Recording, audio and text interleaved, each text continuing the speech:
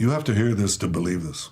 Fast forward to now, not only does the world hear about the International Criminal Court's contemplation to charge senior Israeli government and military officials, but also sees it. I can also confirm today that I have reasonable grounds to believe, on the basis of evidence collected and examined by my office, that Israeli Prime Minister Benjamin Netanyahu and Minister of Defense Yoav Gallant bear criminal responsibility for the following international crimes. The charges include civilian starvation as a method of warfare, willfully causing great suffering, serious injury to body or health, or cruel treatment, along with willful killing and intentionally directing attacks against civilian populations. That's not all, though. The ICC is also seeking arrest warrants for Hamas leaders. 3 senior leaders of Hamas, Yahya Sinwar, Mohammed Daif, and Ismail Haniyeh, bear criminal responsibility for the following international crimes committed on the territory of Israel and the State of Palestine from at least the 7th of October 2023.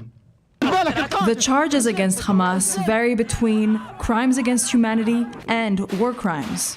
Israeli rivals and typical critics of the Prime Minister also didn't mince words.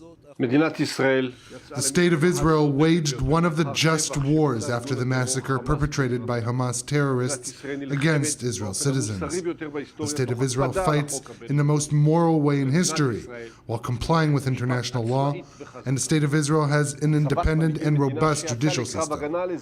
Drawing parallels between the leaders of a country which came out to defend its citizens and bloodthirsty terrorists is a moral blindness and damages its obligation and its ability to defend its citizens.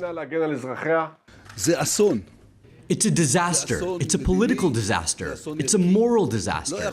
It cannot be that they just issue arrest warrants against Netanyahu, Yahya Sinwar, Haniyeh, and Mohammed Daif after they slaughtered us and our children on October 7th. There is no such comparison. We won't accept it, and we can't accept it. It's unforgivable. A panel of judges is set to consider ICC prosecutor Karim Khan's application for arrest warrants. Meanwhile, Israel isn't a member of the ICC, but that's where it starts to get tricky, since the ICC does claim to have jurisdiction over the Palestinian territories after Palestinian leaders agreed to be formally bound by the ICC in 2015. The ICC's request comes at a particularly sensitive time for Netanyahu amid increasing international isolation and internal political pressure from his own ministers over the operation in Gaza.